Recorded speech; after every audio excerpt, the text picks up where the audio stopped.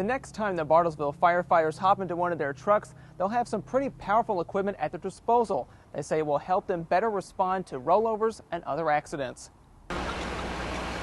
Every car accident is different, and so is the response. Cleaning up this crash in Bartlesville today took very little time, but the firefighters have new tools to respond to something more serious. I think the community should feel better knowing that they're much safer and that we can extricate them and their family much quicker. Much quicker because of these rescue jacks.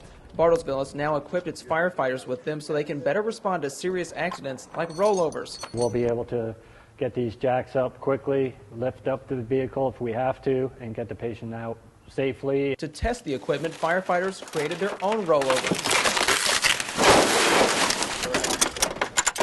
They then worked to crank up the car, which could help save someone's life when seconds count. They got to practice to where they could stabilize the vehicle under a minute, and for them that's just a huge deal. Firefighters hope they never have to use this kind of equipment, but if they do, they say they're ready when the next call comes in. All the firefighters should finish their training with this lift equipment by tomorrow, so they'll be able to use it on the streets by the end of the week. Will Dupree, 2 News Works for you.